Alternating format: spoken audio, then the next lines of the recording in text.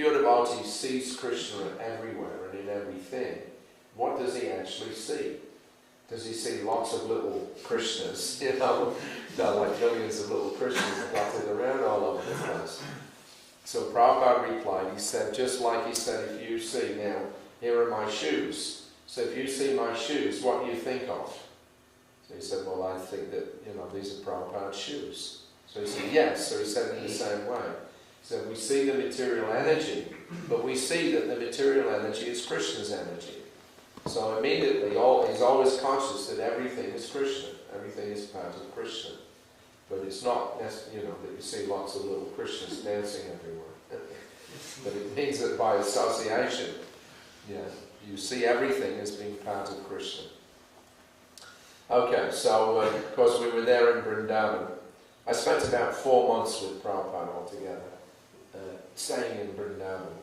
And we had about 3 months, September, October, November of 1976.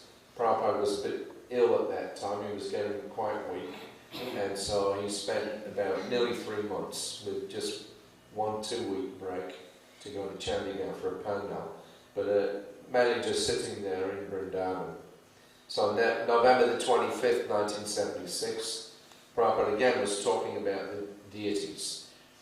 So he said, and he was giving a class about controlling the mind. Therefore, he said we should be careful not to make friendship with our restless minds. Rather, it should be beaten with shoes and a broomstick to keep it under control. Or he said we can take the alternative, Kevalaya Bhaktya, allowing Krishna to do it. Prabhupada brought to our attention the wonderful facility that he's provided for achieving this. He said, if you can engage your mind in the lotus feet of Krishna, then it is possible. Savai mana Krishna padara vindayo. Then Krishna will control. Krishna means light. So darkness. You are suffering in the darkness. So somehow or another, if you bring a light, then there is no darkness. Krishna Surya Sama Maya Andakaya Han Krishna Tam Nahi Mayara Adhika. Keep always within your mind Krishna, Krishna's lotus feet. So you can see Krishna's lotus feet, the deity, Balaram, how he is nicely standing. So you can see his lotus feet. So don't try to see the face all of a sudden. You try and practice to see the lotus feet constantly. So this is a chance. Temple means to practice how to think of Krishna's lotus feet, Balaram's lotus feet, always. Manmana bhavaman bhakta. And immediately you become a bhakta. And as soon as you become a bhakta, Kechit Kevalaya Bhaktya Vasudeva Parayana Dunvanti Agam Krsna. All kinds of disturbances will be subsided. Dunvanti. Niharaneva Bhaskara. So this is the Shastra injunction. So Prabhupada liked to think about Krishna and Balaram and seeing the lotus feet of the Lord there. So again, May 17th, 1976 in Hawaii, Prabhupada was talking. He had some problem. One of his main sannyasis had a fall down and he had left the movement. So Prabhupada, he didn't say all that much, but he put quite a bit in one of his purports he was working on in the 8th canto at that time. And in the evening, after we'd gotten the news, Prabhupada I was alone with him actually in his room, and we were just chatting. So Prabhupada told me, he said that his godbrothers and every sannyasi in India had criticized him for giving Brahmana and sannyas initiation and for installing deities in the West. What to speak of allowing women to live in temples. But for all that, he said, I am expanding, and for all their strictness, they are doing nothing. If he had been as discriminating as the others, he told me, he would be alone as before in Vrindavan and would again become a mouse. So Prabhupada was criticized for so many things. And having Westerners worship deities was, one of the main things. Because when we first went to Vrindavan and Prabhupada was building his temple there, the Goswamis there used to complain all the time. All these Malachas and Yavanas, they just couldn't accept it. All the smarter Brahmanas. And that was why Prabhupada said when he had installed Krishna and Balaram in Vrindavan, he had the local Brahmanas come and they did all the functions, because he said we could have just chanted Hare Krishna and that would have been sufficient to install the deities. But we have to spend so much money and do all this elaborate process with the local men, because otherwise the locals will not accept that the deities have been properly installed and they won't come. So just to satisfy their mentality, he did that whole process of installation. Otherwise he said we could have just chanted Hare Krishna, that would have been good enough. If you see Prabhupada's installation of deities in the West, very often it was very, very simple, nothing elaborate. Because nowadays, we've got our pundits and they like to do that whole paraphernalia thing, with the fire pits and the juggies and the this and that, and 3 days this, and, touching, with the little kusa grass sticks and all that kind of stuff. It's nothing wrong with that. Yeah, but if you look at the way that Prabhupada installed deities, he'd have a bowl full of warm milk and a ladle from the kitchen. And then he just, pour the milk on the top of the heads of the deities, and that was it. And then clean them off and dry them, and then, do the first arati. That was the whole process.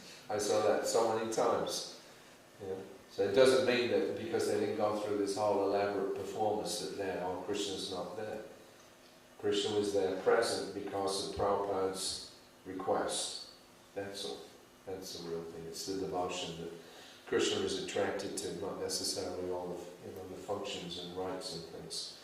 But if you don't have the same level of devotion, then therefore we're engaged in doing all these rituals and things, so that it prepares us and puts us in the mentality, proper mentality for receiving Krishna.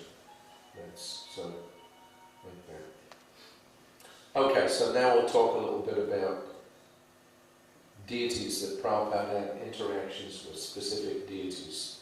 Because the first deity that Prabhupada ever saw was his childhood Radha Govinda, just a place where he was living in Calcutta there.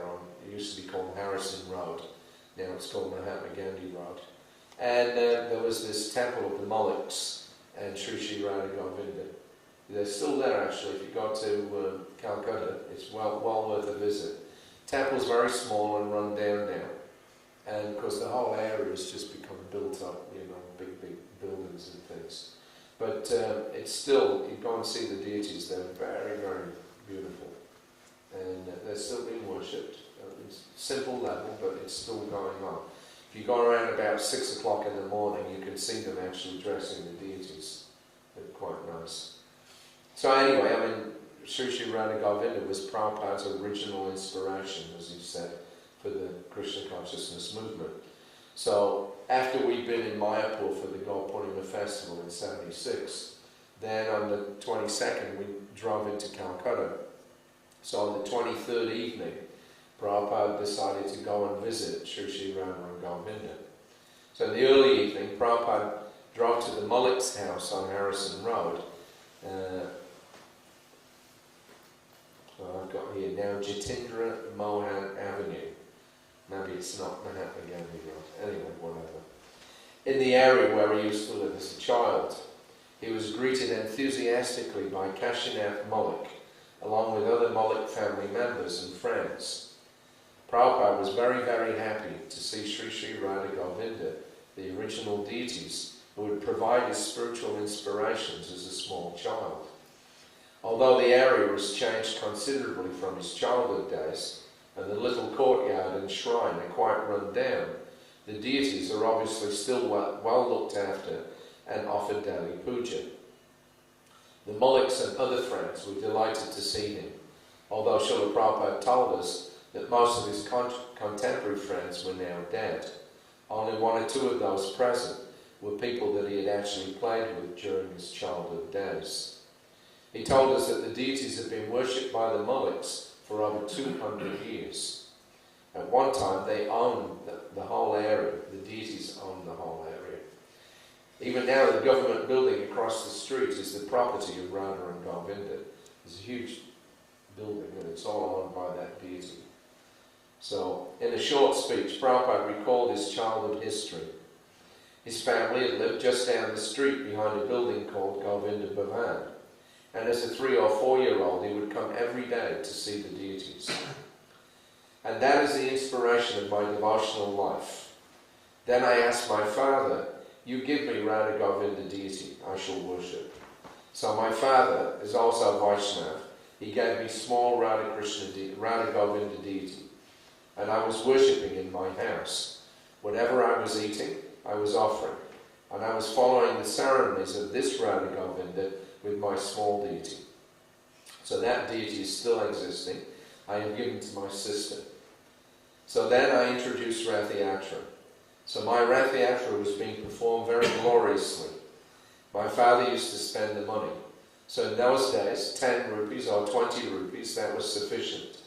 I hired one kirtan party and all small friends, and there was another day family here, and so we performed this Rath Yatra ceremony. So according to our children's imagination, it was very gorgeous. So Gopishwara Malik, he was my father's friend. So he was criticizing my father that, "Oh, you're performing Rath Yatra ceremony and you're not inviting us?" So my father said, "That is children's play. Why shall I invite you? You're a very big man." "Oh, so you're avoiding. In the name of children, you are avoiding us." So on the whole, this Rath Yatra festival was very gorgeously performed. So then imitating me, the others, my brother, he also introduced this Rath Yatra. And all of them introduced Rath Yatra, and the destination was this Thakur Bari. Thakur Bari means the house of Thakur, of the deity. So practically what I am doing now, it's the same thing. Radha Krishna worship and introduction of Rath Yatra. I'm not doing anything else. You know very well. So now we're performing this Rath Yatra ceremony practically in all the big cities of the world. San Francisco, Philadelphia, London, Melbourne, Paris. So the same thing, the same Radha Krishna worship and the same Rath Yatra on a bigger scale. But the same thing was begun as play from this quarter, from this Thakur Bari. So this Thakur Bari, Radha Govindaji, is my life. This is the beginning of my spiritual life. And after so many years, still Radha Govindaji has dragged me here. It is his kindness. Prabhupada humbly suggested that his good fortune was due to his previous activities. He quoted Bhagavad Gita 6:41, which states that the unsuccessful yogi takes birth in the family of the pious and prosperous. So he said the Day family was practically the same as the wealthy Maliks, and his own father was a pure Vaishnava. So with these opportunities provided by birth, he said, he was simply developing them on a wider scale by Krishna's arrangement. Looking lovingly at Sri Sri Radha Govinda, he ended his little speech. So about this movement, it may be said that this Radha Govinda deity is the inspiration. You are all fortunate that you have come here. So let us offer our obeisances. Prabhupada humbly bowed down, touching his head to the floor. Then, amid much affection from his old friends, he climbed back in the car to return to his own recently established Radha Govinda Mandir. That's why Prabhupada called his deities in Calcutta Radha Govinda, because they were his first deities. Now he mentioned there about how he had his small Radha Govinda deities, his own personal, which he was worshipping from about 3 or 4 years onwards. And then later on he gave them to his sister, Pishima, or we used to call her Pishima, and then was Babatarini.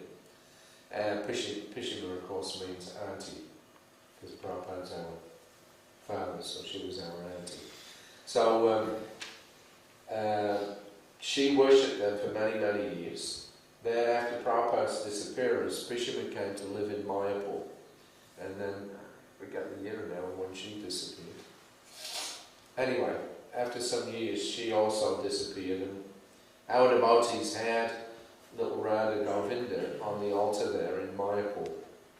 But then there was this big dacoit attack. Some 20 or 30 dacoits came in the middle of the night. Because the rumour was that the ISKCON deities are made of solid gold. We have brass Radha Madhava. And so that was the rumour, that the ISKCON deities are made of solid gold. So they came in a big attack and they raided the altar and they stole those small deities and we never saw them again. Some people speculated that they were dumped in the river or something, but that was it. We never, the little Radha Govindas, we never saw them again, unfortunately. Anyway, so more talk about Radha Govinda. Prabhupada mentioned there about how the big government offices were actually owned by the deities. And this, of course, is the standard in India. Many deities, they have proprietary rights over different tracts of land. So August the 12th, 1976, Prabhupada was in Tehran. So that was, of course, before the revolution, when the Shah of Iran was still in charge. And we had a small group of devotees, mainly householders, that were living there in Tehran. And Prabhupada spent about a week there. So we were having a Siddhaswara Moloch. We used to ride on the same perambulator when we were 3 or 4 years old. And Rath Yatra was performed with all of these guests. So there are about, in our neighbourhood, about 4 or 5 houses. If you go there now, it's just, you know, a solid mass of buildings. Prabhupada saying in his time there was only 4 or 5 houses. So all the children of the same age, I was the leader. And I organised this Rath Yatra. I was performing Radhastami and Janmastami, and I was learning how to dress this Radha Govinda. You used to go in and dress them, I asked. Well, it was our house, Prabhupada affirmed. Just 3 or 4 houses afterwards. So Radha Govinda were the only deities in the neighbourhood, I asked. Only deity, yes. And Radha Govinda, he has big property. In front of the deity house, there is one very big building, just opposite. Now there's his deity, his building. Very good income. And besides that, he has many other lands. So they've got very good income. I observed that they appeared to be well looked after. Prabhupada agreed, and he said that the Moliks were one of the oldest aristocratic families of Calcutta.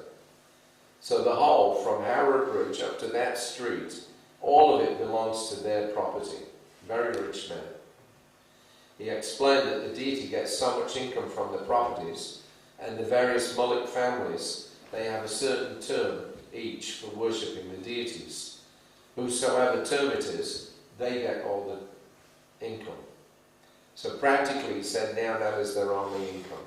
The more one gets the worshipping term, then the longer, so the more income he gets.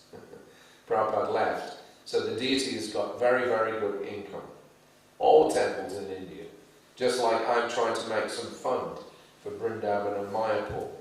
Even if no contribution comes, then it will go on.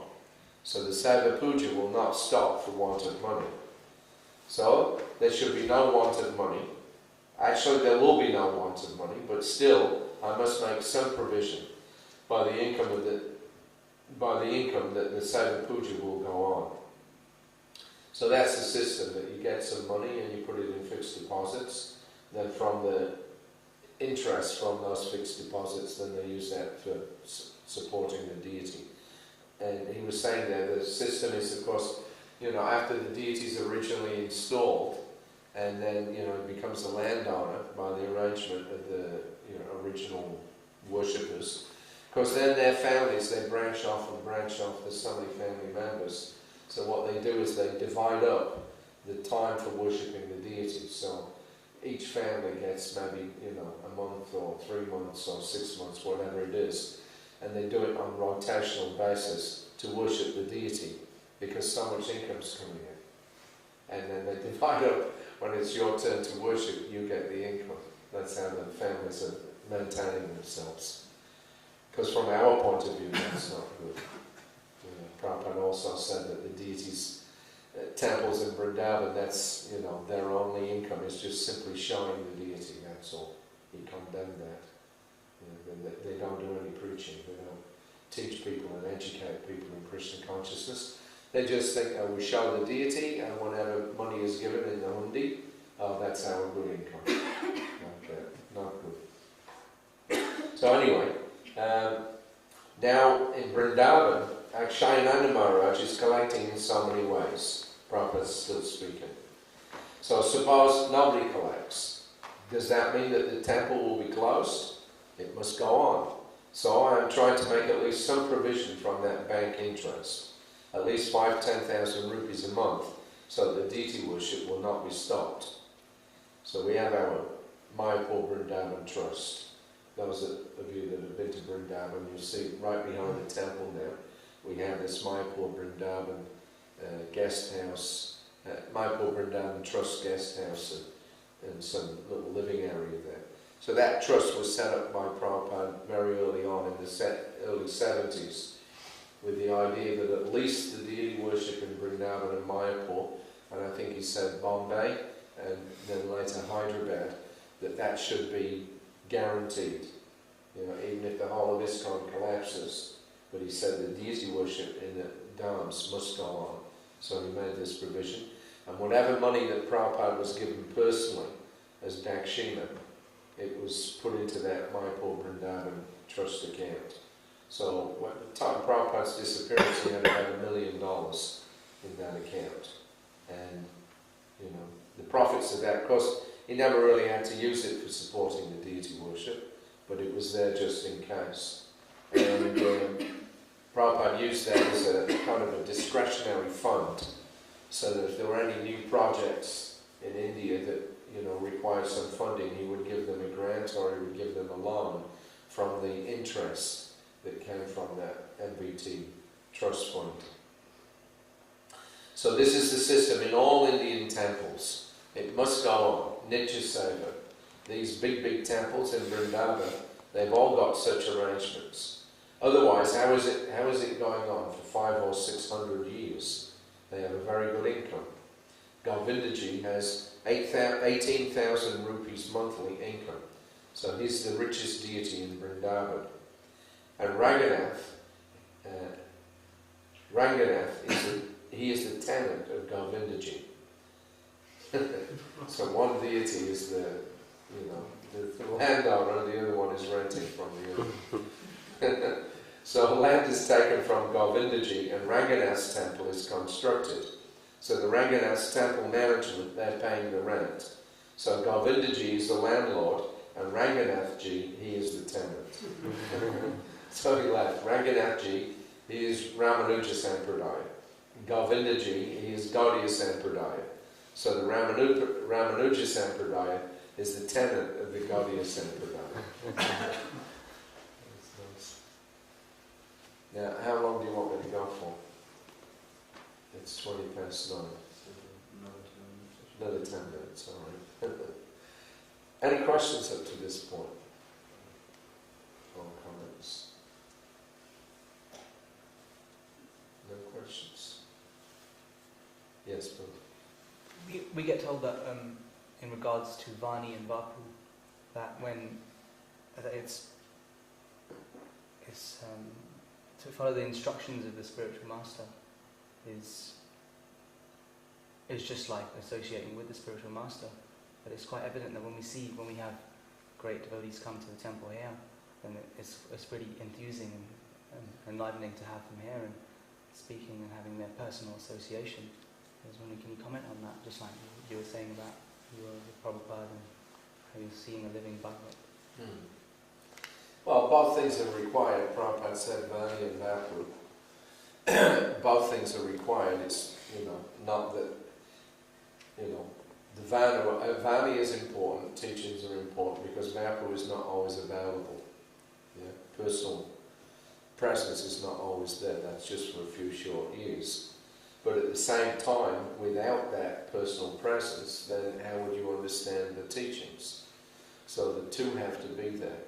But the idea is that by associating personally, you get an attachment, for the teachings, then when the personal association is no longer available, you'll be able to continue on with your devotional service with the same enthusiasm because you have attachment for the teachings.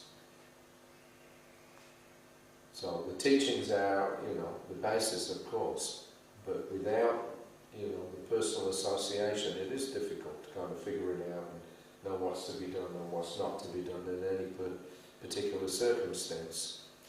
Yeah. But still, you can't be dependent simply on the personal presence. And I think that that's one of the reasons why so many devotees left ISKCON after Prabhupada's disappearance. I know there's lots of things said about, the horrors of the, zonal acharya system and all these things, after Prabhupada's disappearance, and that's why so many people left. My own personal feeling is that there's a lot of people that left the movement after Prabhupada's disappearance because they were more dependent on his personal presence and not so dependent on the Vani. And then when Prabhupada left, they lost their impetus. And instead of taking shelter of Prabhupada's books, and getting their enthusiasm from his teachings, they lost their enthusiasm because he wasn't personally present anymore. So that's not good. That's not what the spiritual master wants. When he comes, then everybody, after he leaves, then everybody's finished. And what's the use? So the Vani is more important, that's a fact. But at the same time, Prabhupada was very much aware of the fact that he needed to demonstrate everything and show us, by example, all the proper standards. So, this is like, I'm trying to present some aspects of Prabhupada's activities from the experiences that I had when I was traveling with him. That gives devotees a chance to associate with Prabhupada in a more personal way, if you like, or in a more intimate way. This is Vani in one sense, but at the same time it's about Vapu. It's about the practical activities, just like Lord Chaitanya. We have his biography. It's not just pure philosophy. If you want just pure philosophy, that's Vedanta.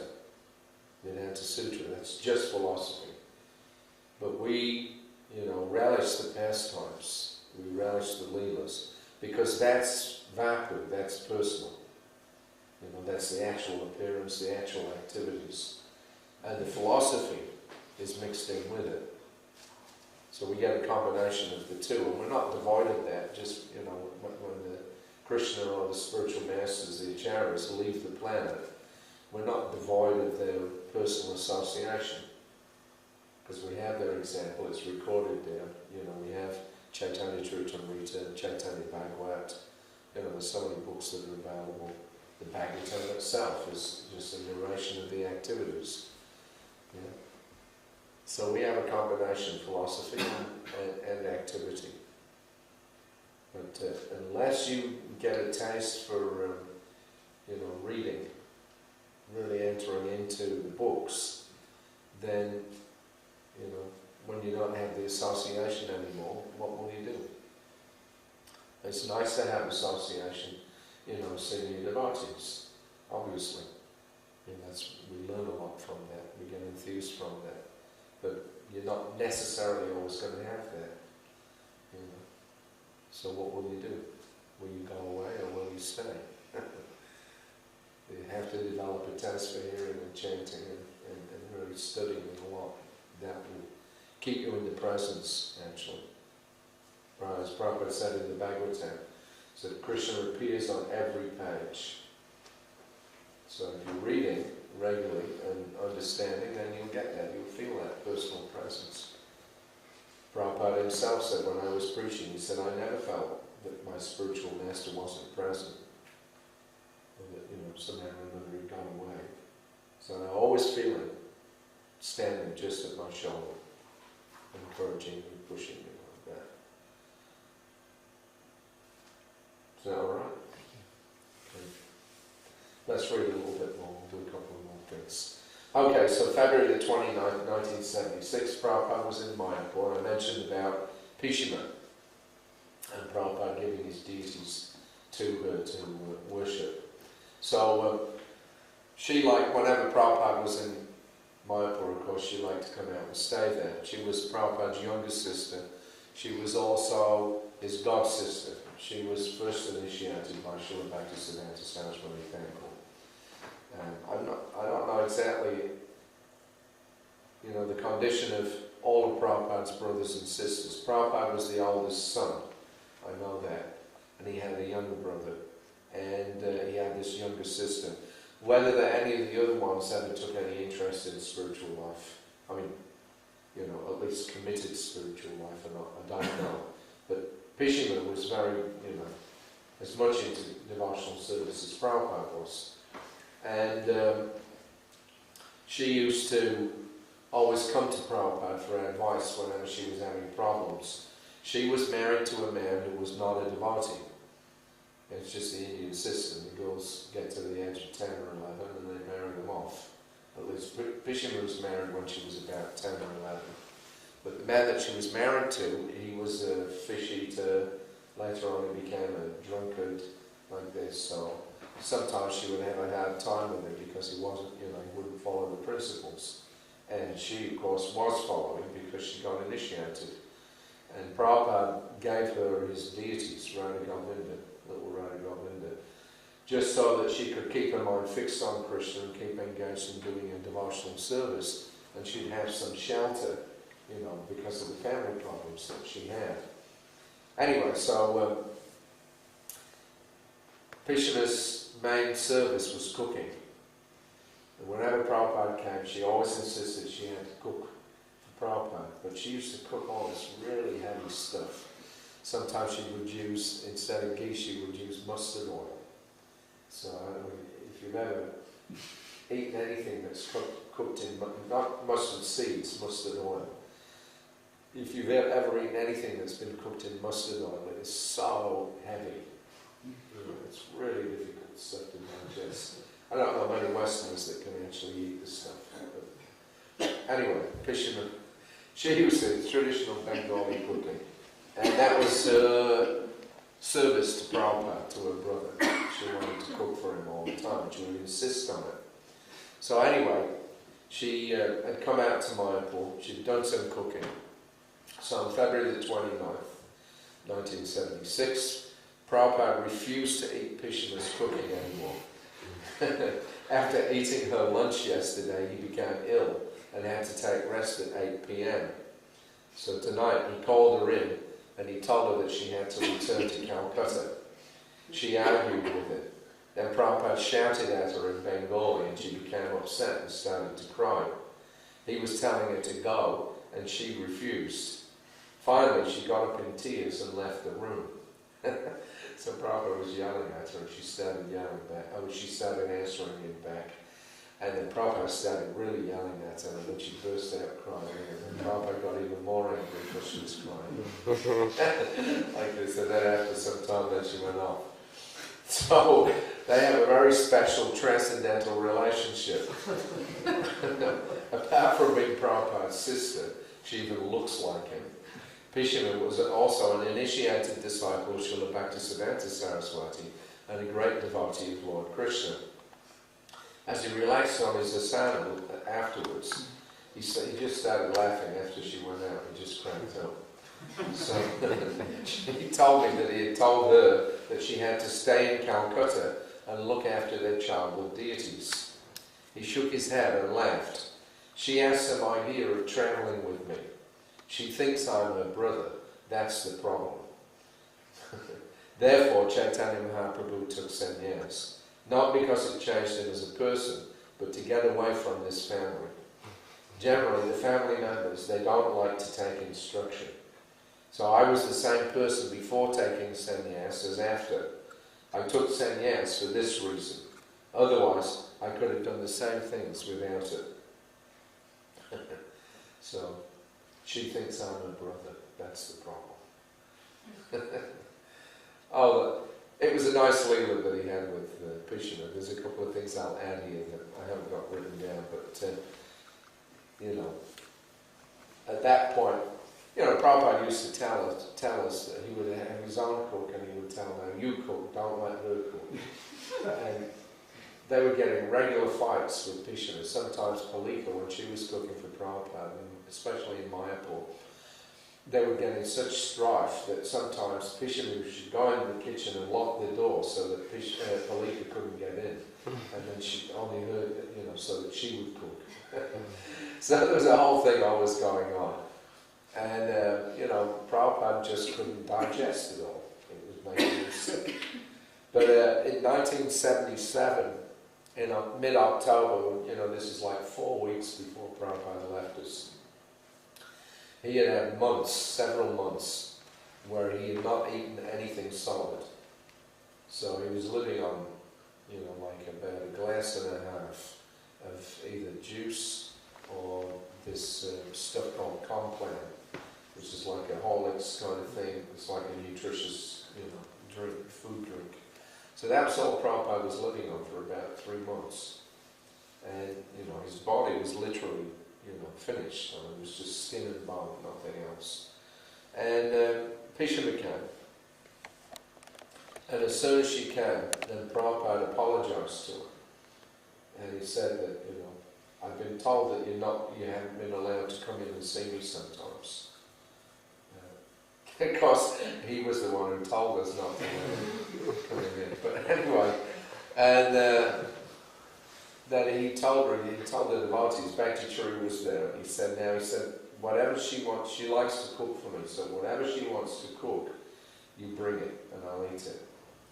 And he told his sister, now you go and cook. So she went off and she cooked this huge meal, and really had, all really heavy stuff. But Prabhupada hadn't had anything solid for 2 or 3 months, and he immediately ate the whole lot. There's no way he could have digested it. He just ate it because his sister cooked for him, and he said she's a Vaishnavi. So he said, whatever she cooks, it will be good for me.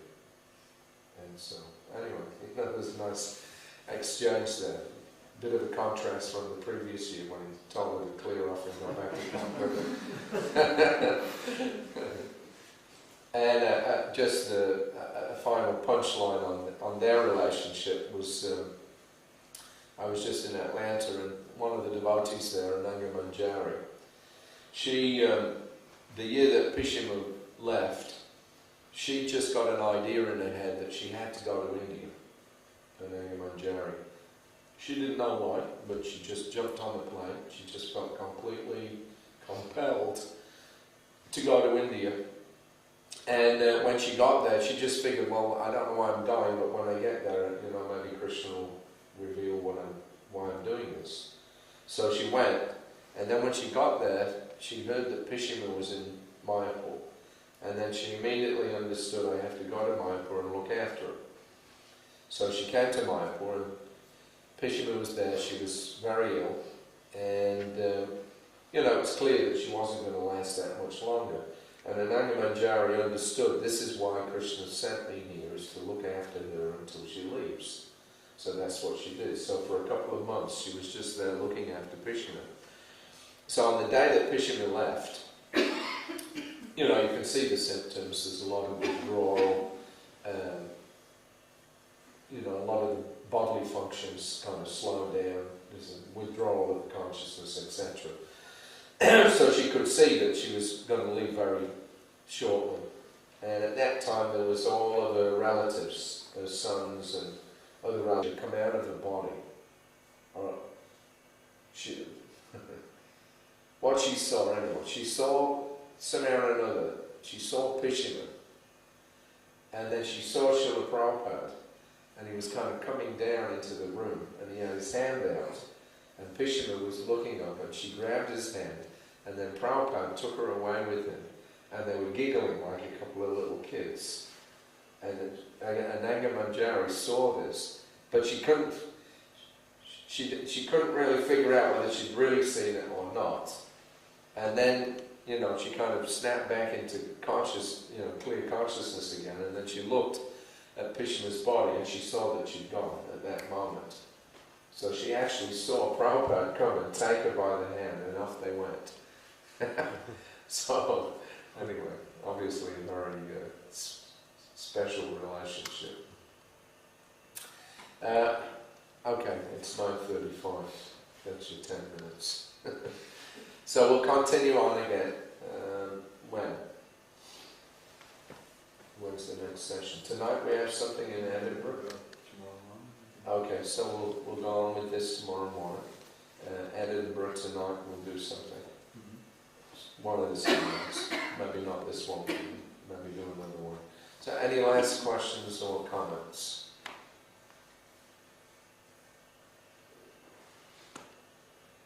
Nothing? Alright. Okay, so we'll finish that. Srila Prabhupada ki jai.